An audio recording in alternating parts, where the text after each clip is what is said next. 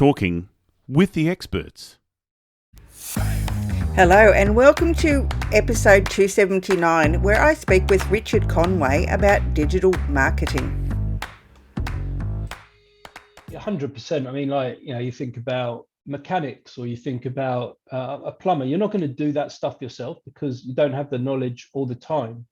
Yet a lot of people perceive that they'll do their digital marketing themselves because it can't be that hard or because they haven't got the budget. You wouldn't consider it with a lot of other things like a lawyer or an accountant or something like that. But in many respects, a lot of people in the digital marketing industry have spent years and years working on it day in and day out. And so they become experts. And the value proposition they bring is that expertise and that stuff they've learned over time. And for you to learn that would take much longer. That being said, it's not impossible to do yourself, like it's not impossible to fix your car yourself or do your plumbing yourself. It just takes a lot of time and effort. You're likely to make mistakes. So it depends on what you want to focus. Do you want to focus on growing your business and doing what you're good at? Or is digital marketing a passion for you and you'd like to learn? It depends on the individual. Welcome to Talking with the Experts. This is where we discuss great ideas to take your business to the next level. How do we know these ideas work? Well, it's because we're talking with business owners who are using these ideas. Business owners who have years of experience and expertise. All things business by business owners for business owners. And now, here is your host, Rose Davidson. And welcome to Talking with the Experts. I'm your host, Rose Davidson from rosedavidson.com. Talking with the Experts is about all things business by business owners for business owners, and you can find it on all good podcasting streaming platforms and on YouTube. And today my guest is Rick Conway.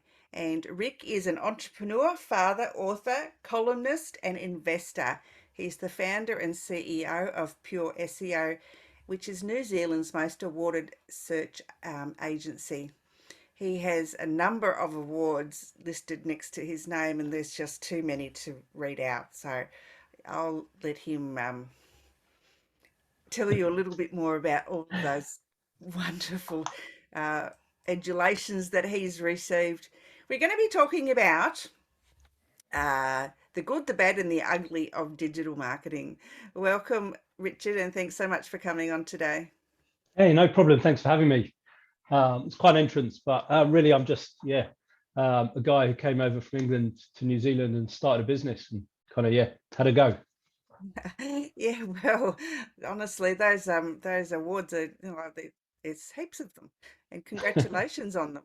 Tell me a little bit more about digital marketing and the good, the bad, and the ugly of it. Cool. So I came to New Zealand, like I said, in 2009, and I ran a company for someone in England. And when I came to New Zealand, no one wanted to give me a job because I didn't have Kiwi experience. So I thought I'd start my own business. And the reason I started a digital marketing agency was because there are a lot of businesses out here that were doing digital marketing, but taking really big shortcuts. And you can see they wouldn't have got away with that in England, but they were getting away with it in New Zealand. And it was obvious to me that at some point they were going to be caught out. I mean, Google's algorithms far smarter than me or smarter than them. And sure enough, sort of 18 months later, all their clients lost their rankings. And initially, that's what led me to choose to start Pure SEO. Okay. So I guess what is the using an agency is, obviously a good way to go if you can afford it. If you can't afford it, what are ways that we can actually increase our footprint and make it more sustainable for our businesses? Cool. So there's a few things. So firstly, a lot of digital marketing is actually just good marketing, and there are a lot of acronyms and smokes and mirrors, but in essence, if something looks like good marketing, it's probably the right thing to do. If it looks like spam, then it's probably the wrong thing to do. Funnily enough, a couple of years ago, I wrote a book for Penguin Random House for the Australia and the New Zealand market, specifically for small business owners so they could do their own digital marketing, and it takes them through in kind of a layman's terms how to do it yourself, because like you say, there's so much conflicting information and there's so much information out there. How do you distill it, and how do you know what's right and what's wrong? And ultimately, for a small business owner, a lot of them can't afford to pay an expert, and sometimes they can afford and they choose the wrong expert and everything goes wrong. And so having a basic understanding is really important. On the other side, it's constantly evolving and it's constantly changing, and there's constantly new things. But the one vein that goes through everything is, it is just good marketing. If something is good marketing, it's going to help. All Google wants to show is relevant results for searchers. And so if you're writing for your audience, if you're communicating in a manner that's going to give value to your audience, you're kind of doing the right thing anyway. And then there's a few other things on top of that, like finding what keywords people are searching for, making sure they're populated in the correct places, and then using things like Google Shopping if you've got e-commerce, but also selecting the right platform and the right medium for your audience, because not every platform is right for every audience. You're an accountant, you're probably not going to focus on TikTok or Facebook. You might focus on LinkedIn or Google search. Whereas if you're a fast moving consumer goods, you might well focus on those platforms. Now, we as business owners, we hear a lot about digital marketing, about SEO and keywords and all those sorts of things, that the things that we should be doing, but a lot of us still aren't doing, because some of us just aren't tech savvy and we just don't understand, the benefit of good digital marketing. If you aren't tech savvy, what are some things that are easy to understand for someone, to be able to put into their blogs or onto their website, or even into their, LinkedIn, which helps? Cool. So you can kind of think of Google searches like an online popularity contest. Now, the more things you do, the more action you take. Like same with owning a business, you do things every day, and small steps make big things. So for example, going on podcasts, being a guest author about your subject, making sure that, even if you're an introvert, you're on LinkedIn, if you're B2B, and you're talking about your industry and you're sharing information and you're putting value out there. And I think the big thing is a value exchange. If you're putting value out there and you're going to be an expert in your industry, and people are going to be interested if they're looking for something around your industry. So have the confidence to share your knowledge, and don't worry about, I'm sharing my knowledge, someone will copy me. Because the way I view it is, if someone's copying you, they're always going to be a follower. They're never going to be a leader. So give value, put your content out there, start to create yourself as a maven in your industry. And the more of that you do accretively over time, you do it for years, the value will build and build, and then it will be very hard to displace you. Yeah, adding value though is sometimes difficult for people who aren't proficient at writing. I'm putting all these, negative Nancy things into the conversation, but there are a lot of people who aren't good at writing a blog, and they're not good at, lots of other things. And this is where a digital marketing agency would obviously be of benefit for them. However, as I said, people just sometimes can't afford to when they're first starting out. How do we get around, adding the value? What is value, I guess, if they don't understand what that means? Right. So, for example, say you're a plumber and you really don't know how to write content. How about doing DIY videos, or how about doing a little video around the biggest problem with something in your industry? And that way you don't have to write, but you're communicating to your audience in a way that's comfortable with you, and you can put that video on your website. And then it's good to have a transcription underneath that video, because Google is a semantic algorithm, so it does look at the words. But I think the important thing is to show your personality, to show your skill, and do it in a means that's easy for you. So it could be conversational, so it could be a podcast, it could be video, it can be what suits you. It doesn't necessarily have to be a blog post. But I am also a big believer in using experts to create content, or to create the strategy for you, because they're experts in that, and it gives you the time to focus on what you're good at. And a great example is when my business was a year old, I spent $10,000 on a website. And for me at the time, that was a lot of money. I was a one or two man band at the time. I couldn't really afford it, but the original website I built looked like a child had done it, because I'd done it myself and I didn't have that skill. My first inquiry through that website was Singapore Airlines, right? I never signed them as a client, but it showed me the value of your shopfront and how you're perceived online. And every time I've taken that risk and spent that investment, as long as I've understood that it's going to be an investment and won't show an immediate return, it's returned manyfold. And it's allowed me to focus on what my core is. And my core is building a business. Yeah, a lot of people don't understand the difference between an investment and spending money. I mean, it's to them, it's if they don't see immediate return, it becomes disheartening for them. But plowing $10,000 into a website will eventually get a return on your investment. What would you advise people who can't see the wood for the trees in that scenario?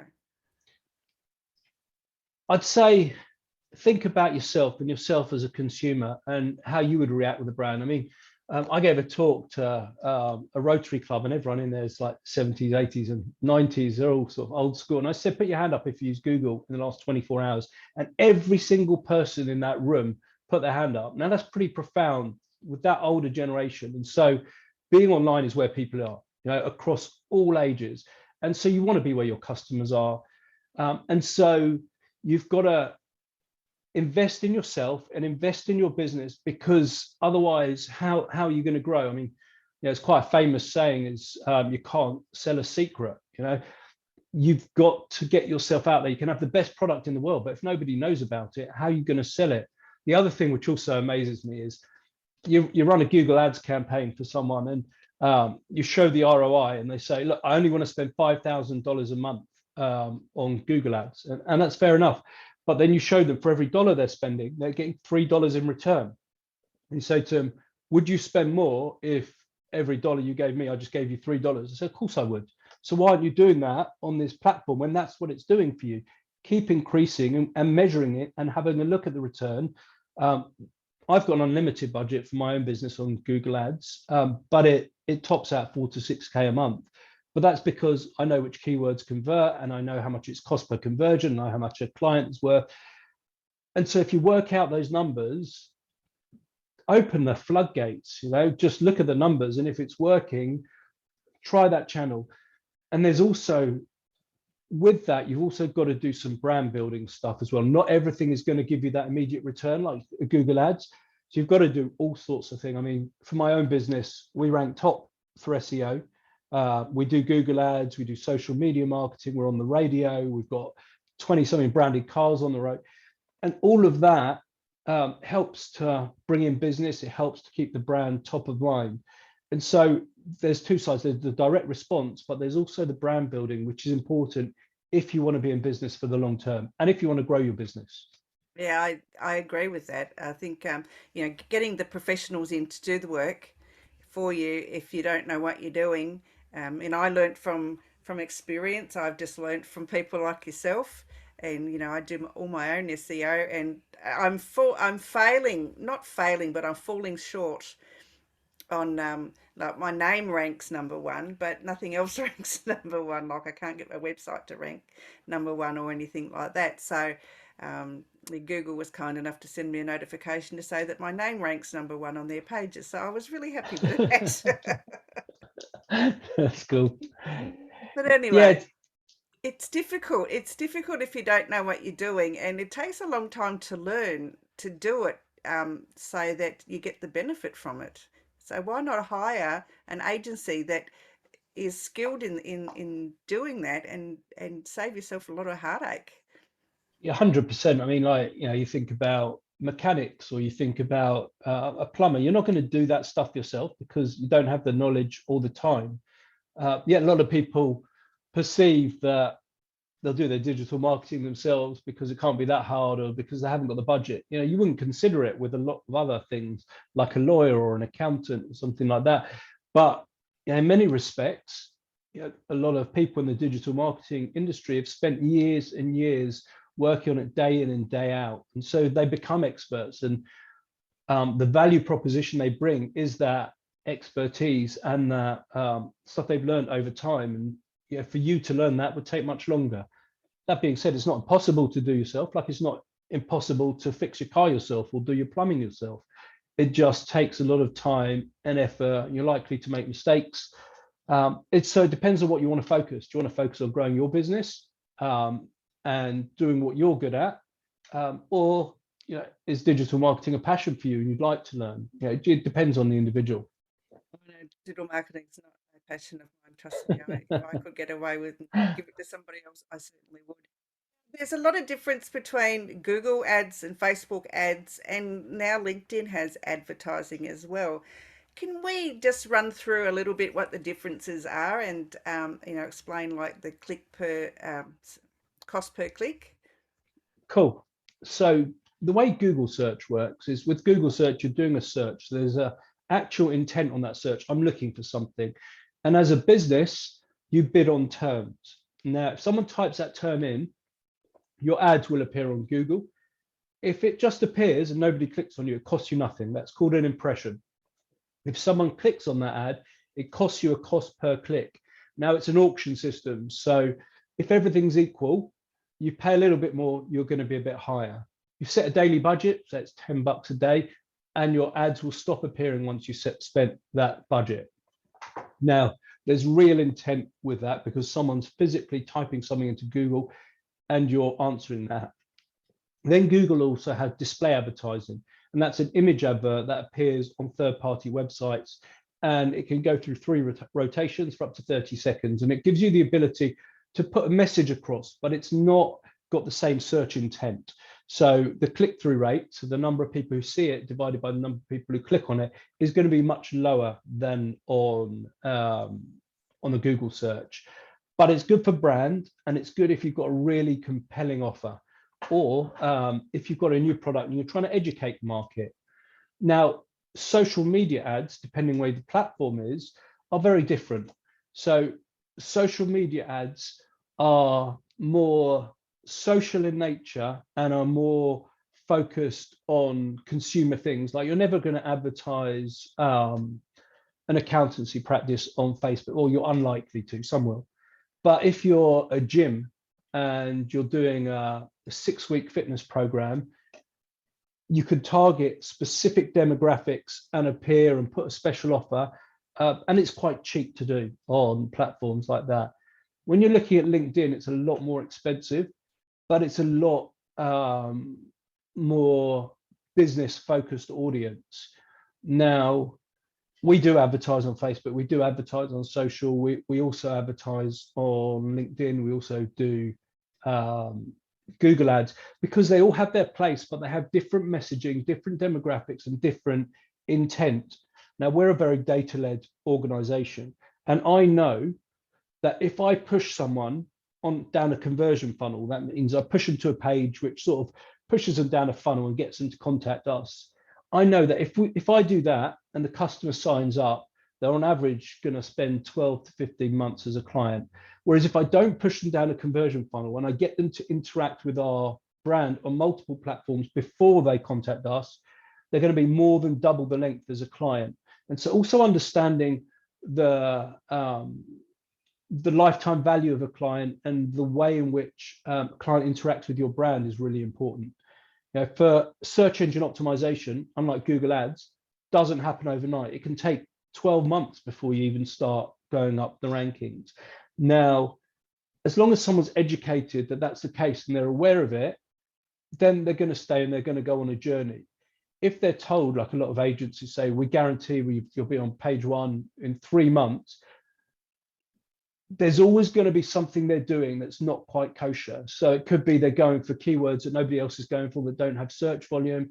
They could be taking shortcuts. There are no long-term valuable shortcuts in search engine optimization.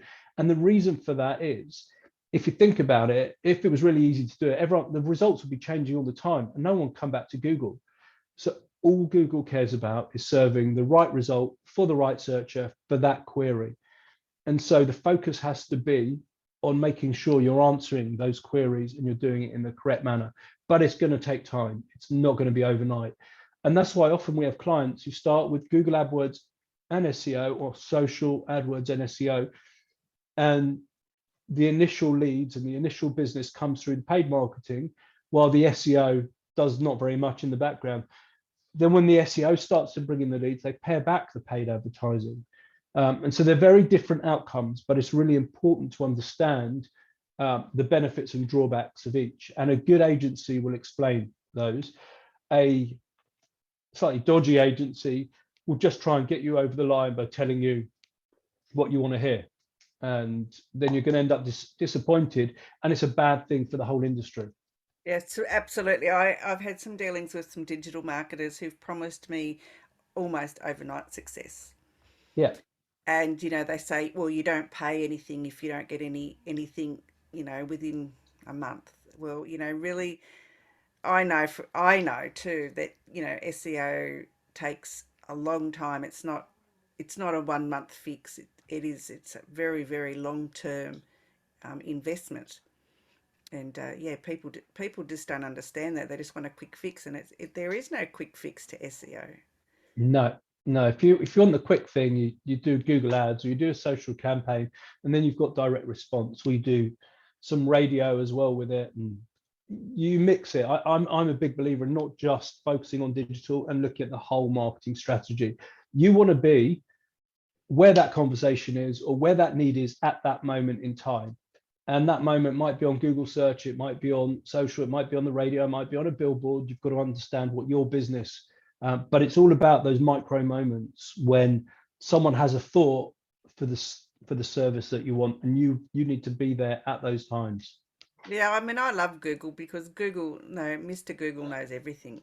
And, and if I have an epiphany and I want to go and buy something, I just have to put in the search words, and, I get, 1,000 options, where I can go shopping to buy this particular item. And it's a wonderful platform, and, kudos to the man who invented it. Yeah. Yeah, and it's going to evolve those. We're talking about the Web 3.0 coming in the future, and that's going to change everything in respect of how we market and how digital marketers or even businesses interact with the internet. We're still at early days, but that whole Web 3.0, the metaverse, NFTs, that's going to change everything. And as an agency, we need to know about that ahead of the curve, like we worked with voice search ahead of the curve. Now, I've got 2 kids, and they like speaking to these voice speakers, and that's normal for them. And so we have to think always what's coming around the corner. And that's one of the benefits of having a digital agency, because they're not just looking at now, they're looking at how to future-proof your business, and how to, or good digital agency is, and how to utilize future trends and future technologies for your business today. Yes, I agree with you wholeheartedly with that. I just got a notification on Facebook this morning that Facebook is making more changes, and where last year that they allowed you to register your podcast, now they're taking the podcast option off as of the 3rd of June this year. It's like no one's using it, so we'll just take it away and, treat everyone like naughty children. And they make these changes without notifying the user. So when the user goes to click on something, it's not there anymore. It's a wonder people are leaving in droves, because it's just, it's getting so hopeless now. It is. One of the things to think about is, you can invest a lot of money in your social platforms, or you can take that money and invest that in your own infrastructure. So your own website, your own content, your own blogs. And there's pros and cons of both. But obviously with your own website, you own that. So you're not at risk of all of a sudden some rules changing. Because it used to be back in the day that people would only have a Facebook page for their business. But then Facebook changes rules, or you get pinged for something, and all of a sudden, it's a disaster. Your whole business is reliant on that. And so I'm a believer in investing in your own platforms as well, your own website, your own Everything. data. Yeah. Everything. Because you have more control. Yeah, I mean, I've got a Google My Business website. I have my own website, and don't rely on Facebook at all anymore, because the things that I used to have on there you can't use. And if you change to the new Facebook experience, it's not it is an experience. It's a bloody disaster. Yeah. It's horrible, and Yeah. whoever invented it should be shot. Yeah, and the skill sets, are constantly evolving. So we, as an agency, we've got about 100 people, but we have people that focus on specific niches and really drill down deep on those niches, because you can't realistically be an expert in all the different platforms, all the different digital marketing aspects. And so you have to get people that are really passionate about their particular side, and then you get the people who work with those, the account managers or the strategists, who can then put it all together. But you're never going to get one person who's an expert at all the different platforms and all the different it's too much methods. to know, too much to learn, and just too much. Your brain's only so big that you just can't shove everything in there. No, and even in the industry, there's stuff I'm learning all the time from the guys that I work with. It's pretty incredible. And we've gone one stage further than most, because we're a bit bigger than most in NZ, is we have a head of product. And the head of product job is to continually, iteratively improve our product, look at what changes there are, and make sure that we stay ahead of that curve. Because like I said earlier, you put lots of information out there. You've always got to be ahead of everybody else. You've got to be doing things differently. If you're just watching what everyone else is doing, you're a follower. And I think it's important to be pushing the boundaries. Yeah. And I think, no, that's good. Richard, tell me what the title of your book is again, and where people can find it. So it's How to Get to the Top of Google Search, published by Penguin Random House. I suppose most online bookshops will sell it. I'm not sure if it's still in bookshops around, but yeah, just search for it online. How to Get to the Top of Google Search by Richard Conway.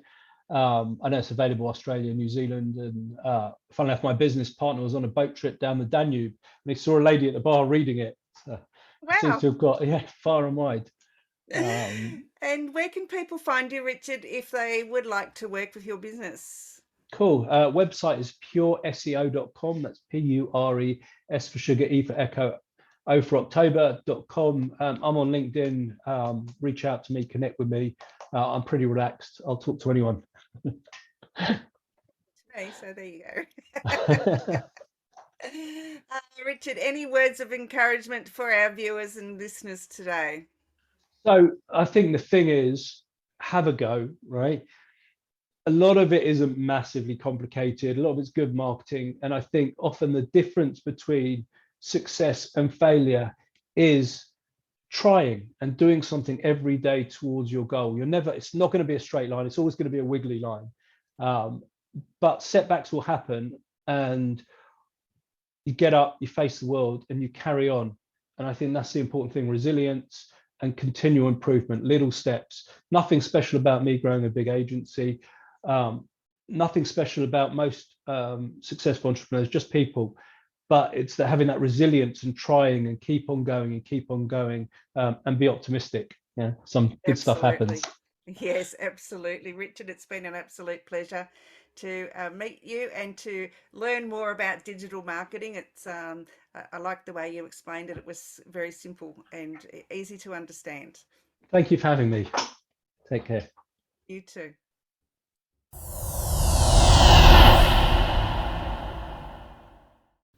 Talking with the experts.